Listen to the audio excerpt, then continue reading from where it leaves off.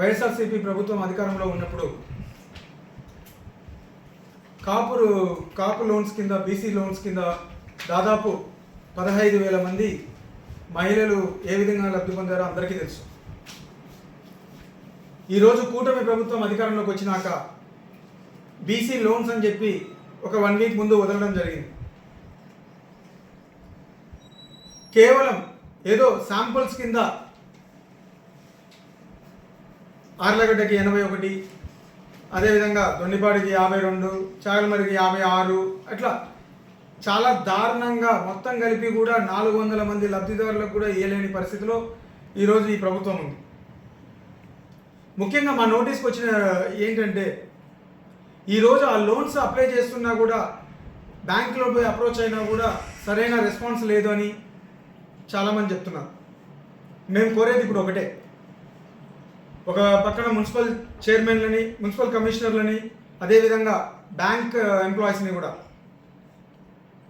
మేము హెచ్చరించేది కూడా ఇది. ఎందుకంటే అర్హులైన లబ్ధిదారులకు కాకుండా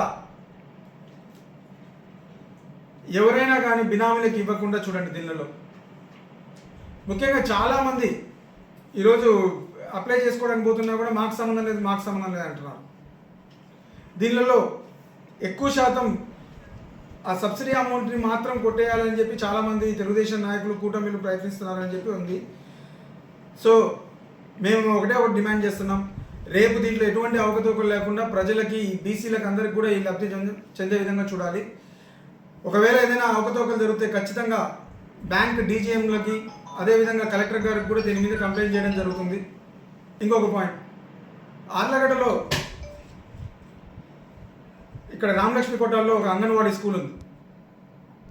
ఈరోజు ఆ స్కూల్ని పడగొట్టి అక్కడ తెలుగుదేశం నాయకులకి కొంతమందికి ఆ స్థలం కేటాయించి ఆడ బిల్డింగ్ కట్టుకునే పరిస్థితి వస్తుంది. మేము ఈరోజు ఆ కట్టుకునే వాళ్ళని కూడా హెచ్చరిస్తున్నాం. మీరు ఒకరు చెప్పినారని చెప్పి అట్లా ప్రభుత్వ భూమిలో పోయి బిల్డింగ్లు కట్టినారంటే ఖచ్చితంగా మా ప్రభుత్వం రేపు అధికారంలోకి వచ్చినాక అది ఖచ్చితంగా పడగొడతాం. ముందే చెప్తున్నాం. ఇలాంటివి కాకుండా మీకు చేతనైతే తెలుగుదేశం కార్యకర్తలకు, నాయకులకు కూడా చెప్తున్నాం, చేతనైతే వాళ్ళకి మంచి స్థలాలు ఇచ్చి అక్కడ కట్టుకునే విధంగా చూడండి. ఇంకోటి, మన Allagadda MLA Akhilapriya press meet పెట్టి మాట్లాడుతూ జగన్మోహన్ రెడ్డి గారి 2.0 గురించి మాట్లాడారు. నేను డైరెక్ట్గా ఎమ్మెల్యే గారిని అడుగుతున్నాను, ఈరోజు మీరు కూటమి అధికారంలోకి వచ్చినాక రాష్ట్రంలో ఎక్కడ చూసినా విధ్వంసాలు లేదా? ఈరోజు మన ఆర్లగడ్డలోనే చూడండి ఎలాంటి కార్యక్రమాలు జరుగుతున్నాయి. ఆర్లగడ్డ విషయానికే వస్తే అవోబిలం ప్రధాన అర్చకుడి మీద దాడి జరగడం జరిగింది. నాకు కూడా ఫోన్లో వినిపించారు ఆయన బాధని. అట్లా ఈరోజు ఎంత దిగజారిపోయినాయంటే, ఒక పక్క దీన్ని ఏమంటారు, ఆర్లగడ్డ పారవేటులో కూడా రాజకీయం చేసే పరిస్థితి.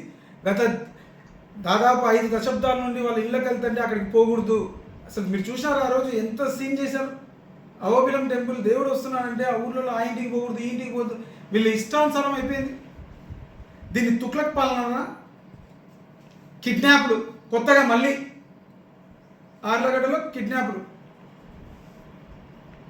మేము కోరేది ఒకటే, ఈరోజు నువ్వు మాట్లాడుతున్నావు 2.0 అని చెప్పి రాష్ట్రం ఇదైపోతుంది. గతంలో ఏం చేసినావు?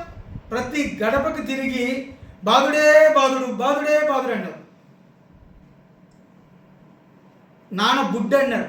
ఈరోజు ఏం చేస్తున్నారు? లిక్కర్ మీద ఏది మీరు చేసింది? 15% రేట్లు ఎన్హాన్స్ చేసినారు, పెంచినారు.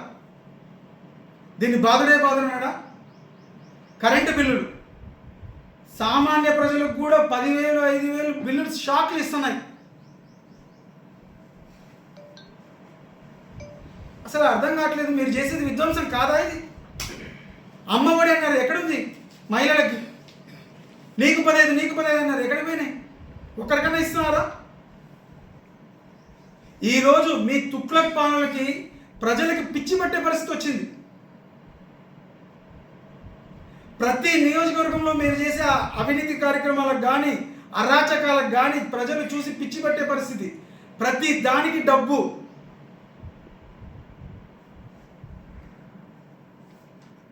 ముఖ్యంగా ఆర్లగడ్డలో చాలా మందికి తెలుగుదేశం నాయకులకి పిచ్చి పట్టే పరిస్థితి వస్తుంది వీళ్ళ దెబ్బకి. మేము ఈరోజు డిమాండ్ చేసేది ఒకటే, మన రాష్ట్ర ముఖ్యమంత్రి గారిని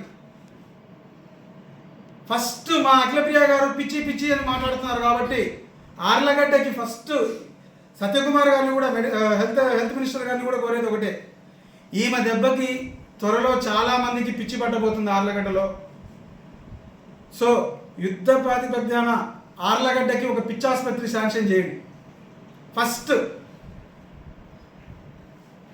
చంద్రబాబు నాయుడు గారు మీరు డిమాండ్, ఆర్లగడ్డ అఖిలప్రియ గారు మీరు కూడా మీ ముఖ్యమంత్రి గారిని కోరండి, మాకు పిచ్చి ఆసుపత్రి కావాలి అని.